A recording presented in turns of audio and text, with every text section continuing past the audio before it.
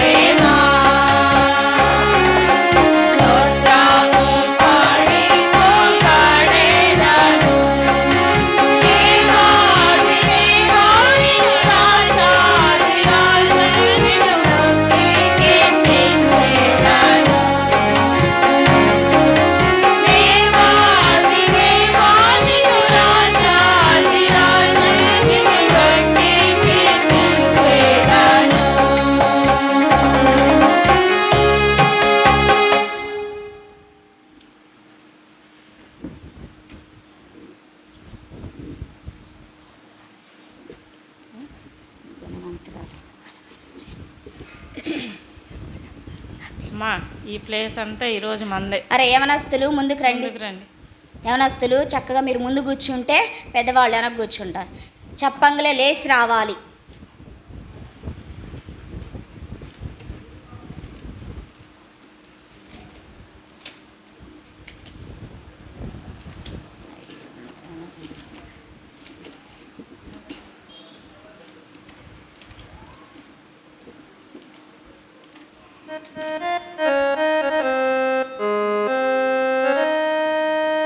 పాట సంఖ్య 583.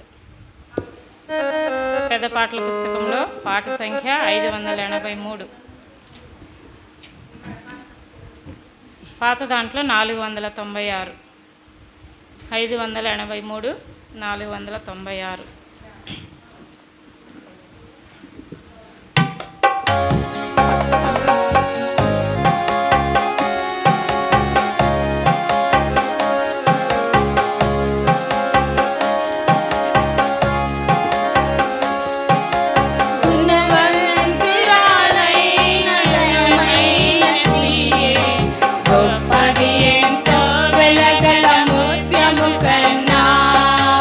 గొప్పది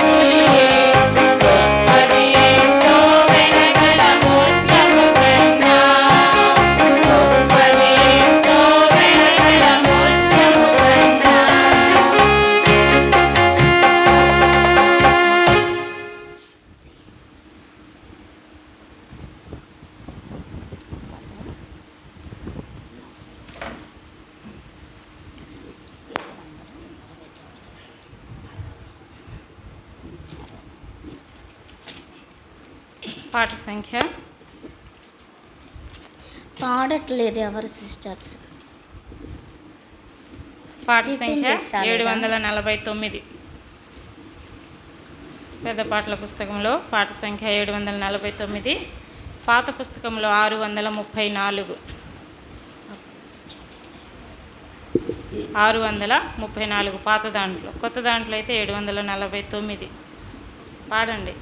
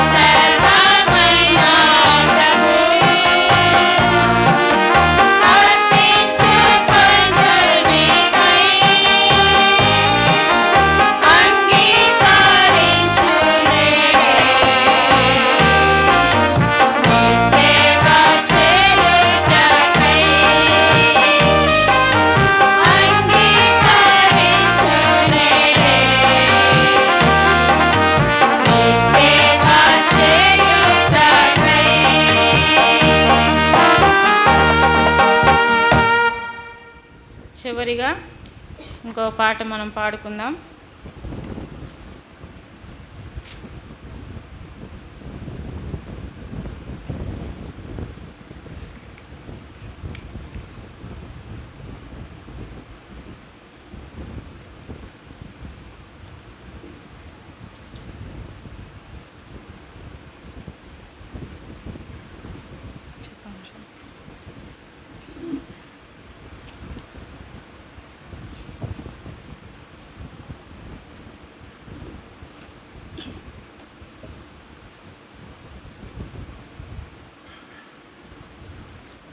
పాట సంఖ్య పెద్ద పాటల పుస్తకంలో 425, పాత దాంట్లో 365. 425, 365.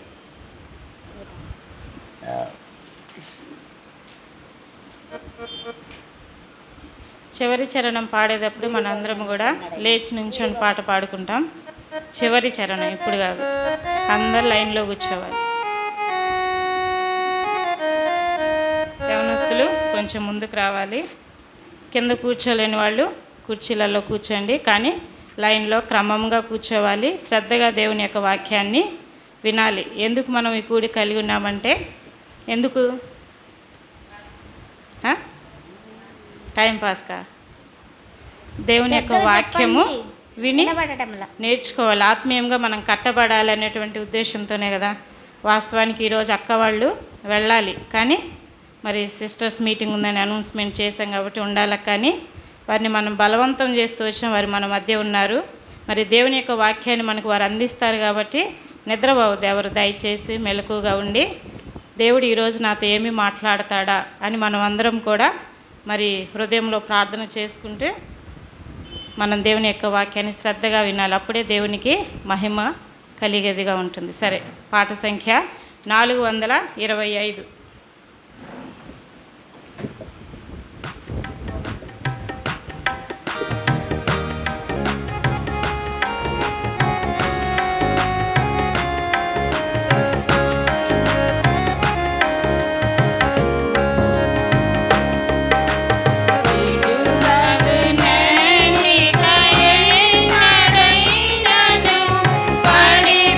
పడిపోకుండా కాయురా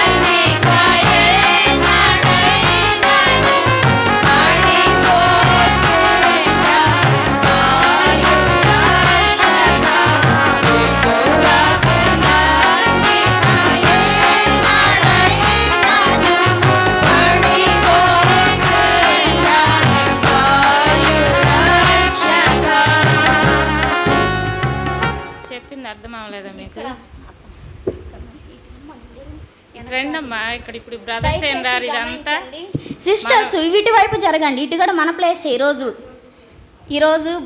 బ్రదర్స్ ఎవ్వరు రారు, మనమే కాబట్టి వెనకుండా వాళ్ళు కూడా ఇటు జరగండి. వెనక వస్తారు కదా అక్కోళ్ళు, అప్పుడు వాళ్ళు వెనక కూర్చుంటారు. మీరు ముందు వచ్చారు కదా, చక్కగా ముందు కూర్చుంటే వాక్యాన్ని శ్రద్ధగా వినొచ్చు. లైన్లో కూర్చోవాలి. కింద కూర్చోగలిగినటువంటి వారందరూ చక్కగా కింద కూర్చోండి, మంచిగా ముందుగా కూర్చోండి. వాక్యం వినడానికి చాలా బాగుంటుంది. శ్రద్ధగా మీరు వాక్యం మీద దృష్టి ఉంచవచ్చు. అప్పుడు దేవుడు మీతో మాట్లాడతాడు. ఈ మధ్యలో గ్యాప్ కూడా అవసరం లేదమ్మా, కూర్చోండి కలిపి. సరే, ఈ సమయంలో మనం దేవుని యొక్క వాక్యాన్ని విందాం. అక్కరండి.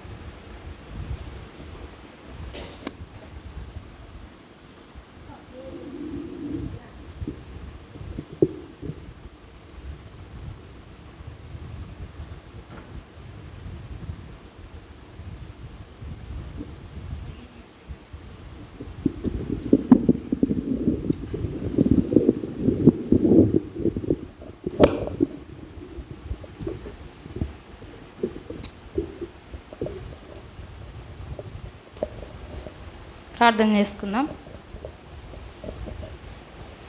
మమ్మల్ని మిక్కిలుగా ప్రేమించిన మా ప్రియమైన తండ్రి, పరలోకమందున దేవా, పరిశుద్ధుడని కొందరములు చెల్లించుకుంటున్నాను.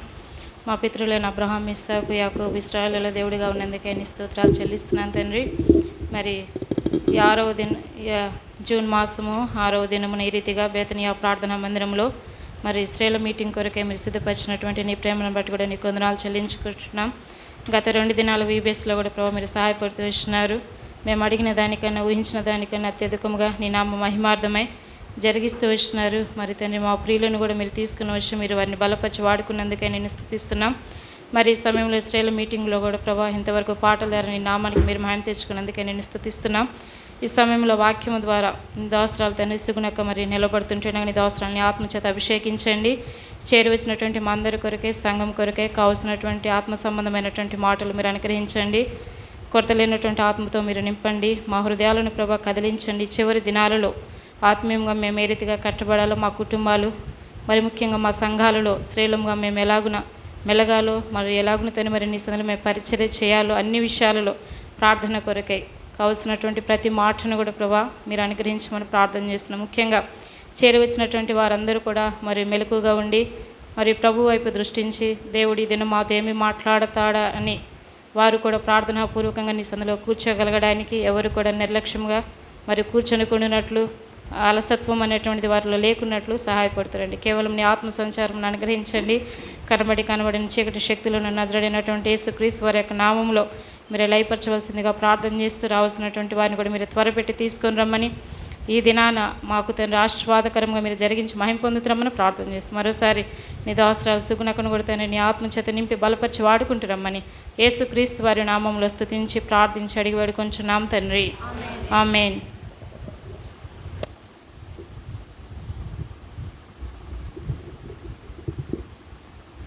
ప్రభు అయిన యేసుక్రీస్తు నామమున మీ అందరికీ వందనాలు.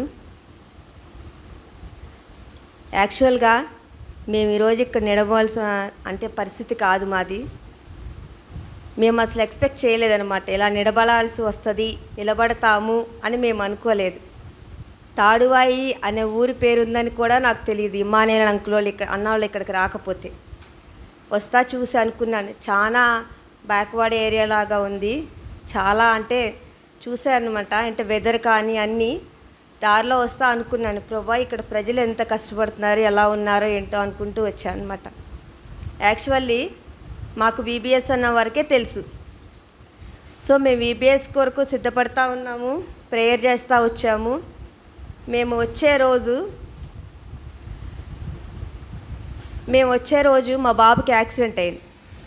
ఆ మార్నింగే మేము వస్తామో లేదో అని అనుకున్నాను. నేను పరిచర్యకి ఇంకా రాలేమేమో అనుకున్నాం. అలాంటి సిచ్యువేషన్లో చాలా మైనర్గా దేవుడు చిన్న చిన్న దెబ్బలతోటి వచ్చాం. ఇక్కడికి వచ్చిన తర్వాత తెలిసింది అంకుల్ వాళ్ళకి కూడా యాక్సిడెంట్ అయిందని చెప్పి. అంటే ఈ పరిచర్య ఆటంకపరచడానికి శత్రువు చాలా ప్రయత్నాలు చేస్తూ వచ్చాడు. యాక్చువల్ నా ప్లేస్లో ఇక్కడ షారక్ నిలబడాల్సింది, కానీ చీటీ నా మీద పడిందనమాట అనుకోకుండా. ఈరోజు మార్నింగే తెలిసింది నాకు నేను నిలబడాల్సి వస్తుంది అని చెప్పి. అయితే దేవుడు సహాయపడతాడు అనుకున్నాను, దేవుడి మీద ఆధారపడ్డాను. మీకు దగ్గర పెద్ద పెద్దవాళ్ళు బోధించి ఉండొచ్చు, గ్లోరక్క వారం వారం మీతో మాట్లాడుతూ ఉండొచ్చు. నేనంత వర్తమానికురాలను కాదు. నిజం చెప్పాలంటే దేవుని కృపలో నాకు అర్హత కూడా లేదు, కానీ దేవుడు నిలవబెట్టుకోవడానికి ఇష్టపడినాడు. అంటే ఇన్ని ఆటంకాలు వచ్చినా కూడా మేము వచ్చాము అంటే మేము ఇక్కడ నిలవబడడం ఏదో అవసరం ఉంది దేవుడికి. అందుకే అన్న చెప్పగానే ఇమానుయేల్ అన్న మాట్లాడలేదు, సరే అన్నాం, లోబడిపోయినాం. ఎందుకంటే ఎన్నో పరిస్థితులు వచ్చినాయి, మేము రాకూడని పరిస్థితులు, లేదా మేము వెళ్ళిపోవాల్సిన పరిస్థితులు, ఒకళ్ళు నిలబడాల్సిన ప్లేస్లో ఇంకొకరు నిలబడాల్సిన పరిస్థితులు ఎన్ని వచ్చినా కూడా మేము నిలబడామంటే అది కేవలం కూడా దేవుడు కృప. ఇంకొకటి దేవుడి చిత్తం ఏదో ఉంది ఈ తాడువాయి గ్రామం పట్ల. ఎందుకో దేవుడు నిలవబెట్టుకున్నాడు. అంత డైలమా అయ్యి ఎవరెవరో ఉండవలసిన పరిస్థితుల్లో ఈరోజు నేను నిలవబడ్డాను. సో కొంచెంసేపు నన్ను భరించండి అనమాట. చూడండి, పరిశుద్ధ గ్రంథంలో నుంచి, నా పేరు సుగుణ, మాది బట్టిప్రోలు. అంటే మీకు తెనాలి రేపల్లె తెలుసో లేదో తెలీదు, ఆ ఏరియాలో ఉంటాం. చాలా లాంగ్ ఇక్కడ నుంచి. అది అన్నవాళ్ళు ఇప్పుడు కాదు, మాకు చాలా ఇయర్స్ నుంచి, మ్యాక్సిమం ఎన్ని ఇయర్స్ నుంచి అంటే ఒక 17-18 ఇయర్స్ అప్పటి నుంచి తెలుసు అన్నోళ్ళు. అది తీయండి, ఆదికాండము 2వ అధ్యాయం,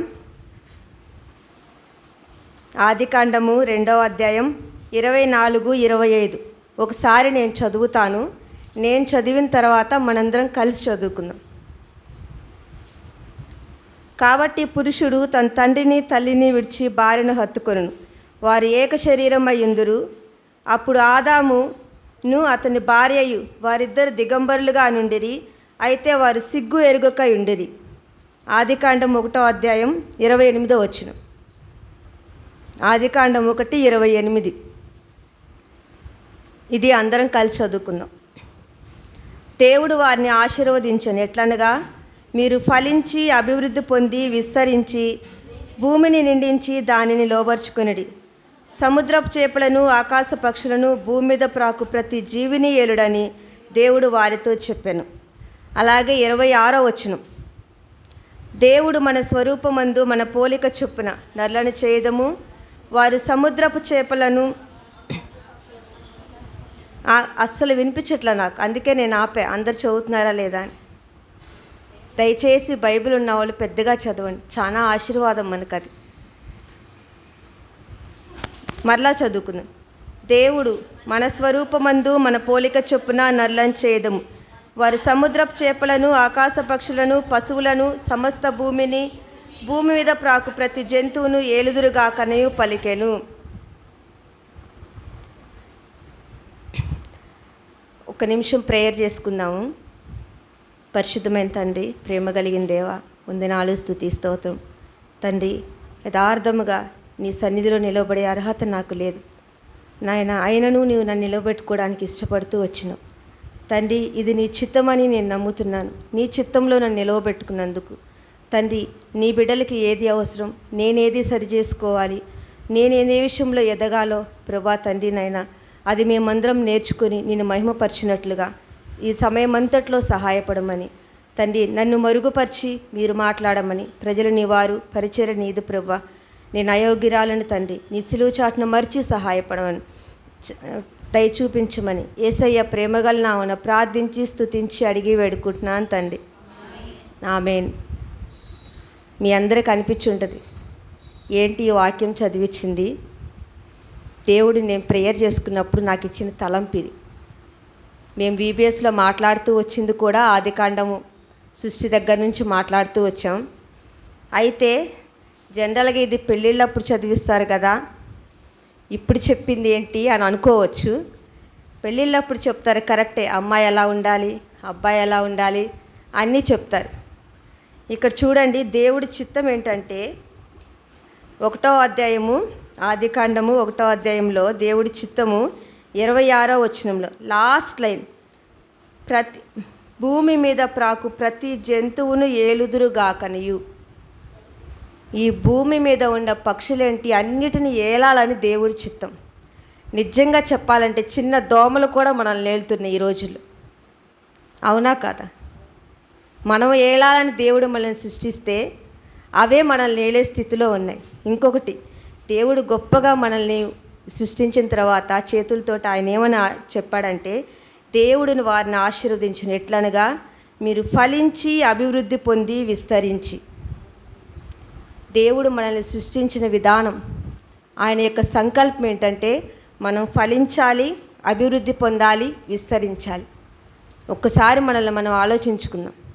మనం ఫలిస్తున్నామా వ్యక్తిగతంగా, కుటుంబంగా?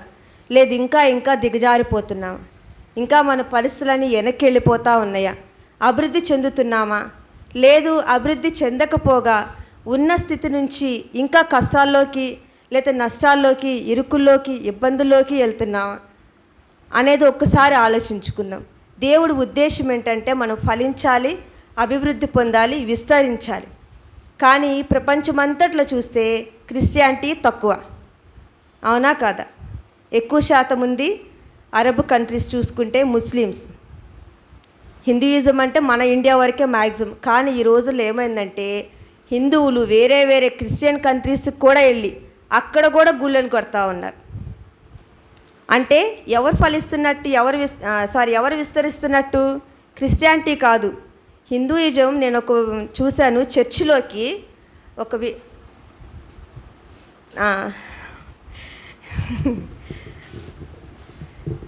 చూశాను ఒక చర్చిలో ఏంటంటే వాళ్ళు వినాయకుడు ఉంటాడు కదా, వినాయకుడు ఊరేగించుకుంటా తీసుకెళ్ళి చర్చిలో పులిపీడి దగ్గర పెట్టి అక్కడ కాసేపు వాళ్ళు డ్యాన్స్ చేసి నిమజ్జనానికి తీసుకెళ్తారు. అంటే హిందూయిజం అంతగా విస్తరిస్తూ ఉందన్నమాట. అంటే మనం విస్తరించట్లేదు, మనం ఫలించట్లేదు. కానీ దేవుడి ఉద్దేశం ఏంటంటే మనం ఫలించాలి, మనం అభివృద్ధి చెందాలి, మనం విస్తరించాలి అనేది దేవుడి ఉద్దేశం. అయితే ఎందుకు మనం ఫలించలేకపోతున్నాం? ఎందుకు మనం అభివృద్ధి చెందలేకపోతున్నాం? ఒకసారి చూడండి 2వ అధ్యాయంలో 25 నేను చదువుతాను చూడండి. 24 దేవుడు వాళ్ళని సృష్టించినప్పుడు మీకు అంతా తెలుసు, ఇది నేను చెప్పట్లేదు స్పెషల్గా. కాకపోతే వారు ఏక శరీరమై ఇందురు. ఎలా ఉండాలంట? మనము ఏక శరీరంగా, ఒకే శరీరంగా ఉండాలి. ఒకే శరీరం అంటే ఇప్పుడు ఈ చేతికి నొప్పి వచ్చిందనుకో, ఈ చేయి పట్టించుకోకుండా ఉంటుందా? ఉండదు కదా. ఎక్కడో కాలికి చిన్న దెబ్బ తగిలితేనే కళ్ళల్లో నీళ్ళు వస్తే ఆటోమేటిక్గా చెయ్యి వెళ్ళిపోయింది, నోరు అబ్బా అనేస్తుంది. మరి ఏక శరీరం అంటే భార్యాభర్తలము ఒకే శరీరంగా ఉండాలనేది దేవుడి చిత్తం. చూడండి మత్తయి సువార్త 19:6 తీసిన వాళ్ళు ఎవరైనా హెల్ప్ చేయండి. మత్తయి సువార్త 19:6. కాబట్టి వారిద్దరూ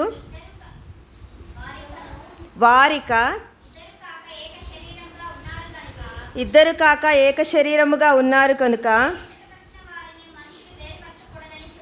దేవుడు జతపరిచిన వారిని మనుషుడు వేరుపరచకూడదని చెప్పాను. చాలక్క, దేవుడు ఒక మాట చెప్పడేమని, వారికను ఇద్దరూ కాక ఏక శరీరముగా ఉన్నారు కనుక దేవుడు జతపరిచిన వారిని మనుషుడు వేరుపరచకూడదని చెప్పాను. దేవుడు మనల్ని సృష్టించినప్పుడు ఆదాంలో నుంచి అవ్వను తీశాడు. అంటే ఏక శరీరంలో నుంచి, ఒకే శరీరం నుంచి తీశాడు. అందుకే వారికి ఒక ఎముక తక్కువ ఉంటుంది, పురుషులకి ఒక జతలో ఒక ఎముక తక్కువ ఉంటుంది. మనం ఏక శరీరంగా ఉండాలి అన్నప్పుడు, ఏక శరీరమైనప్పుడు ఈ రోజుల్లో చాలా ఇన్సిడెంట్స్ చూస్తున్నాం. ఏంటి, మ్యారేజ్ అయిన కొన్ని రోజులకే, కొన్ని ఇయర్స్ కూడా గడవకుండానే చాలామంది విడిపోతూ ఉన్నారు. రీజన్ ఏంటి? ఎందుకు విడిపోతున్నారు అంటే మనము ఏక శరీరం అన్నట్టు ఫీల్ అవ్వట్లేదు అనమాట. ఇప్పుడు ఏక శరీరం అనుకున్నాం అనుకోండి, మనకి దెబ్బ తగిలితే మన శరీరం అంతా రెస్పాండ్ అయినట్టు, మన హస్బెండ్ ఏదైనా ప్రాబ్లం వచ్చినప్పుడు మనం ఏమనుకుంటాం? అది మనదే అనుకుంటాం. అవునా కదా? ఇంకొకటి ఎందుకు అంటే, మరి మనం ఎక్కడో పెరుగుతాం, వాళ్ళు ఎక్కడో పెరుగుతారు, వస్తారు. ముఖ్యంగా అమ్మాయిలకి పెళ్లి చేసేటప్పుడు, మీ అమ్మ వాళ్ళు చెప్పారో లేదో తెలియదు కానీ, రేపు మీరు మీ అమ్మాయిలకి చెప్పి పంపిస్తారో తెలియదు కానీ, మా అమ్మ ఏం చెప్పిందంటే నాకు, నేను దేవుడి చిత్తంలో పక్కాగా పెళ్లి చేసుకున్నాను, అది నేను కన్ఫామ్గా చెప్పగలను. జాగ్రత్త, వాళ్ళకి లోబడొద్దు, ఆ అబ్బాయి పెత్తనం చెలాయించొద్దు, అన్నిటికంటే నీకంటే అన్నిట్లో తక్కువ. సో నీవు ఎక్కడా కూడా ఛాన్స్ ఇవ్వవాక అని చెప్పి పంపించింది. కానీ మా నాన్న చాలా మంచోడు. అమ్మాయి, మా నాన్నతో ఎప్పుడు కూడా ముఖాముఖిగా నా పెళ్ళయ్యే ముందు వరకు ఎప్పుడూ మాట్లాడలేదు నేను. మా నాన్న అంటే చాలా భయము, గౌరవం. ఆయన ఎదురు నిలబడి నాన్న అని పిలిచిన సందర్భాలు కూడా తక్కువ. అన్నీ త్రూ అమ్మ ద్వారానే అనమాట. అయితే పెళ్ళి సెటిల్ అయ్యి ఇంకా పెళ్ళి అనగా మా నాన్న ఒకటి చెప్పాడు, మ్యారేజ్ చేసుకుంటాం, ఇప్పటి వరకు పెరిగిన విధానం వేరు, నీ ఇష్టం వచ్చినట్టు పెరిగావు, తల్లిదండ్రుల దగ్గర నీకేం లేదు, అక్కడ మాకు మాట తీసుకురావద్దు, నువ్వు హిందువుల మధ్యలోకి వెళ్తున్నావు, మా నామానికి కానీ దేవుడి నామానికి కానీ ఎక్కడ కూడా మాట రాకూడదు, మీ అమ్మాయి ఇలాగా అని మా దగ్గర కంప్లైంట్ రాకూడదు, నువ్వు చచ్చినా బతికినా అక్కడే ఉండాలి. మా నాన్న చెప్పిన మాట. మా అమ్మ ఏం చెప్పింది, నీకేం తక్కువ లేదు, మేము ఉన్నాం నీ వెనక, మేము చూసుకుంటాం అని చెప్పి పంపించింది. కాకపోతే నేను దేవుడి చిత్తంలో చేసుకున్నాను కాబట్టి నాకు ఒక తీర్మానం ఉండేది. ఏమని, మనం ఆ ఇంటి నుంచి అడుగు పెట్టామంటే మన బాడీనే అడుగు పెట్టాలి, విడిపోయి ఇంకెప్పటికీ ఇంటికి రాకూడదు అని నాకు మాత్రం తీర్మానం ఉండేది. ఆ తీర్మానంతో నేను వెళ్ళాను అనమాట. కాబట్టి నా కుటుంబంలో చాలా పరిస్థితులు వచ్చినాయి, ఒక్కో సందర్భంలో విడిపోయే పరిస్థితులు కూడా వచ్చినాయి. కేవలం ఆ ఒక్క తీర్మానం, దేవుని కృప, ఆ ఒక్క మాట, ఏక శరీరము, మేము ఇప్పటికీ నిలబడి ఉన్నాం. నా మ్యారేజ్ అయ్యి 19 years, మొన్ననే 20th year వచ్చింది, ఇప్పుడు 20వ సంవత్సరం జరుగుతుందన్నమాట. ఈ రోజుల్లో కుటుంబాలు విడిపోతూ ఉన్నాయి. కనీసం తల్లిదండ్రులు అంటే మనం ఏం చెప్తున్నాం అంటే, ఏ సమస్య వచ్చినా వెంటనే ఏం చేస్తారు అమ్మాయి వాళ్ళు, అమ్మ ఫోన్ వస్తుంది, ఇట్లా అంటున్నాడు, అట్లా అంటున్నాడు, అది చేస్తున్నాడు, ఇది చేస్తున్నాడు, వస్తుందా రాదా, అవునా కాదా? ఆ రీతిగా అదే అలా కాకుండా చూడండి, మత్తయి సువార్త 1వ అధ్యాయం 20వ వచనం. మత్తయి 1:20. అతడు ఈ సంగతులను గూర్చి ఆలోచించుకొనుచుండగా, చాలు చాలు చాలమ్మ చాలు. ఇది ఎవరి గురించి? యేసోపు గురించి. మరియా యోసేపులు ఏక శరీరం అంటే మరియా యోసేపులు ఒకటే అని కదా. అంటే పెళ్ళి కాకపోయినా అతనిలోంచి తీయబడిన మరియా కదా. అంటే ఇప్పుడు మరియ ఏదైతే యోసేపు చేశాడో మరియ కూడా అదే చేస్తానే కదా అర్థం. వచ్చారు, తెలిసింది ఏమని, ఆమె వీరిద్దరి మ్యారేజ్ కాకుండానే గర్భవతి అని తెలిసింది. అదే మనమైతే ఏం చేస్తాం, మన అమ్మ వాళ్ళతో మాట్లాడి గందరగోళం చేసి ఆ మ్యాచ్ని, మరి ముఖ్యంగా విలేజెస్లో అంటే నేను చూస్తూ ఉంటాను కదా, మొత్తం రోడ్డు మీదకి వచ్చేస్తాం, అవునా కదా. కానీ ఆయన ఏం చేశాడంట, అతడు ఈ సంగతులను గురించి ఆలోచించుకొనుచుండగా, అంటే మనసులో పెట్టుకొని ఆలోచించుకుంటూ ఉన్నాడనమాట. ఎవరితో షేర్ చేయలే, మా అమ్మ ఇలాగంట, నాన్న ఇలాగంట. అఫ్కోర్స్ వాళ్ళకి తెలియకుండా ఉండదు. ఈ రోజుల్లోనే అన్ని సంగతులు అందరికీ తెలిసినప్పుడు మన ఇంటి పక్కన సంగతులు ఎంతో, అంటే క్రీస్తు పుట్టక మునుపంటే ఇంకా అప్పుడు రోజులు ఎలా ఉండేయో చూడండి. అలాంటి రోజుల్లో మరే సంగతి వాళ్ళ పేరెంట్స్కి కూడా తెలిసి ఉంటుంది, పేరెంట్స్ కూడా మాట్లాడుండొచ్చు. అయినా కూడా అతను డిస్కస్ చేసినాడా, మాట్లాడినాడా, ఏం చేశాడు, ఆలోచించుకొనుచుండగా.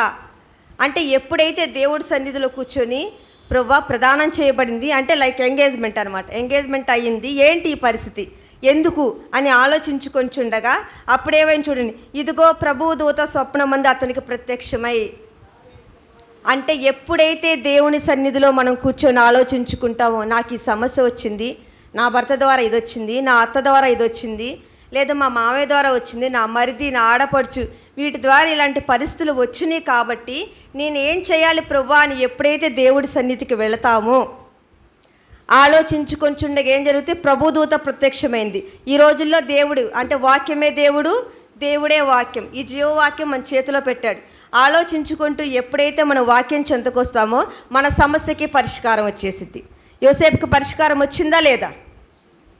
అంటే మనం ఏక శరీరం అని ఫీల్ అవ్వక ఏం చేస్తున్నాం, వెంటనే అతను ఎవరో, ఆ ఫ్యామిలీ ఎవరో, మనది కాదు, మన ఫ్యామిలీ కాదు కాబట్టి అనుకొని ఏం చేస్తున్నామంటే మన పేరెంట్స్కి లేదా మన ఫ్రెండ్స్కి, మన ఇరుగు పొరుగు వాళ్ళతో షేర్ చేసి వాళ్ళ సలహాలు తీసుకొని మన జీవితాన్ని, మన ఫ్యామిలీని మనం స్పాయిల్ చేసుకుంటున్నాం.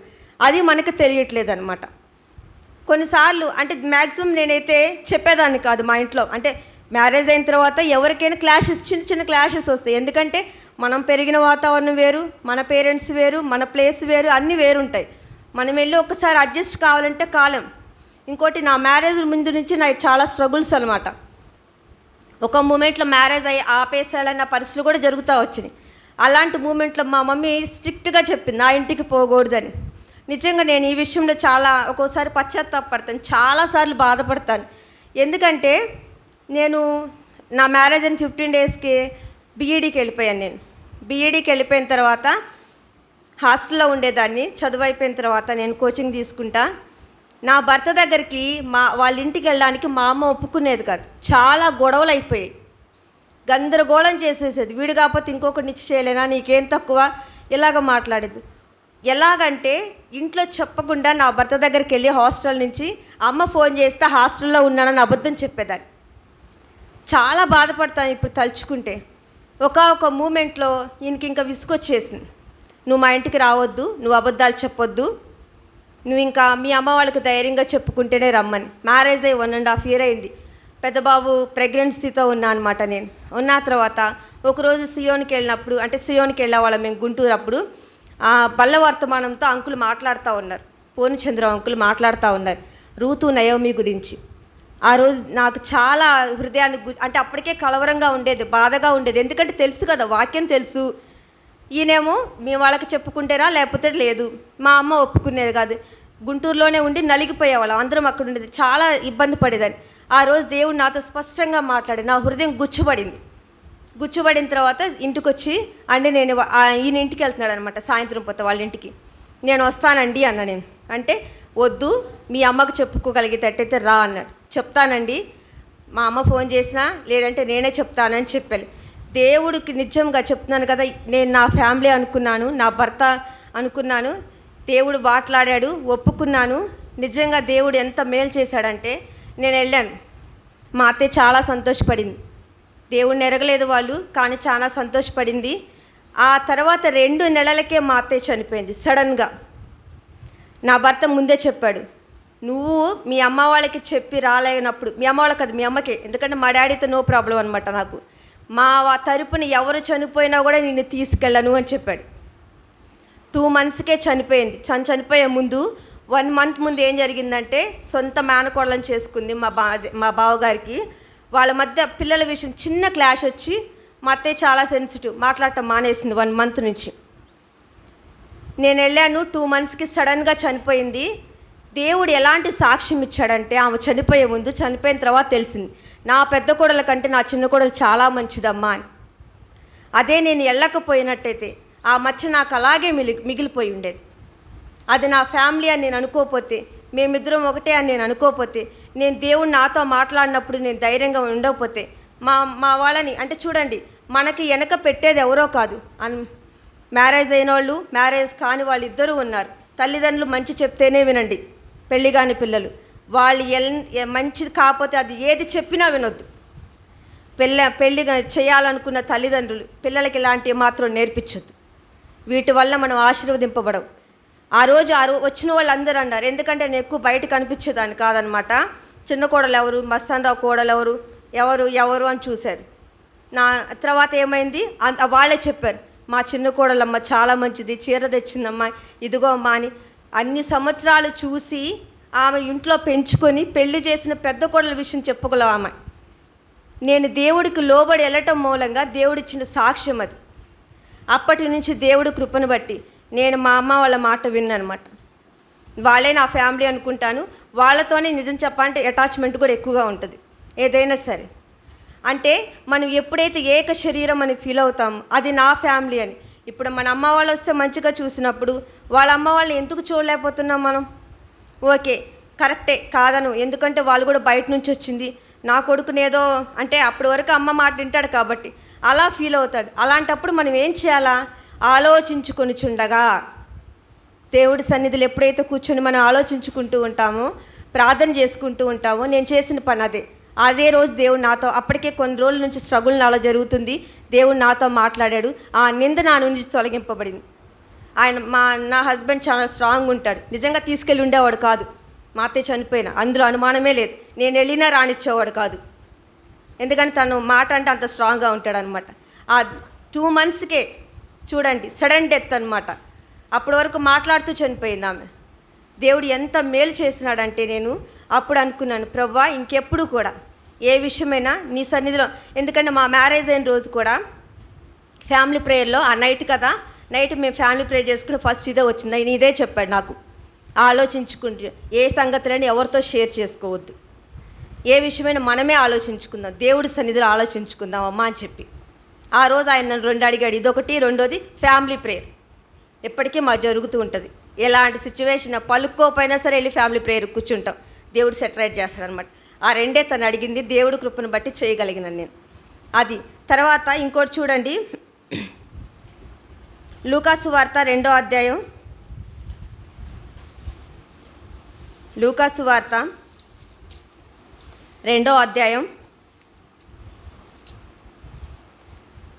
51 లాస్ట్లో ఉంటుంది, నేను చదువుతాను చూడండి. ఆయన తల్లియు ఈ సంగతులన్నిటినీ తన హృదయంలో భద్రపరుచుకొనెను. అంటే ఇక్కడ మరియ గురించి, అంటే యేసు ప్రభు వారు 12 సంవత్సరాలు అది పస్కా పండుగకి వెళ్తాడు కదా, 12 ఇయర్స్ అప్పుడు వీళ్ళతో పాటు రాకుండా వచ్చేస్తాడు కదా. అప్పుడు ఆయన ఒక మాట అంటాడు, నేను తండ్రి పనుల మీద ఉండవాలని మీకు ఎరుగుదా. అది సందర్భం అది. అయితే నేను ఆ సందర్భం గురించి మాట్లాడలేదు.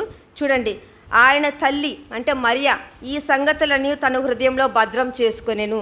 నీ ఫ్యామిలీలో ఏమన్నా విషయాలు జరిగినాయా చెప్పొద్దు ఇంట్లో. నీకు ప్రేయర్ చేస్తారు, నాకు హెల్ప్ చేస్తారు, ఈ సంగతులు బయటికి వెళ్ళవన్న వాళ్ళతోటే షేర్ చేసుకోవాలి. కానీ అంతే, నీకు ప్రార్థన సహాయం ఇవ్వగలగానే హృదయంలో భద్రం చేసుకో.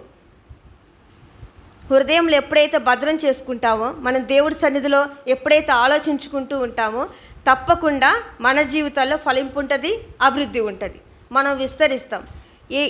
మీరు విస్తరించకపోవడానికి, ఫలించకపోవడానికి ఇదేమైనా రీజన్ ఏమో ఒకసారి ఆలోచించుకోండి. తర్వాత చూడండి, మరలా మనం అంశానికి వద్దాం. ఆదికాండం 2వ అధ్యాయము 25. అప్పుడు ఆదామును అతని భార్యయు వారిద్దరు దిగంబరులుగా నుండిరి. దిగంబరులుగా ఉన్నారు అంటే దేవుడు సృష్టించినప్పుడు వాళ్ళు ఎలా ఉన్నారంట, దిగంబరులు అంటే దాపరికం లేదు. అప్పుడు వాళ్ళకు మహిమా వస్త్రాలు ఉన్నాయి, అంటే వాళ్ళకి మామూలు మన బట్టలు లేవన్నమాట, మహిమా వస్త్రాలు మాత్రమే ఉన్నాయి. అంటే దిగంబరత్వం అంటే దాపరికం. ఈ దాపరికం గురించి చాలా విషయాలు చెప్పొచ్చు, అయితే నేను 2 విషయాలు మాత్రమే మాట్లాడాలనుకుంటున్నాను. మనము మన హస్బెండ్ దగ్గర దాచిపెట్టే 2 విషయాలు చాలా ఉంటాయి, చాలా విషయాలు దాచిపెడతాము. అలాగా దాచిపెట్టడం మూలంగా దాపరికం మూలంగా దాచిపెట్టడం మూలంగా, అంటే మనం దాపరికం లేకుండా ఉండటం మూలంగానే మనం ఫలించట్లేదేమో అని నాకు అనిపిస్తూ ఉంటుంది. చూడండి, సామెతలు 31 తీయండి, 11, 12.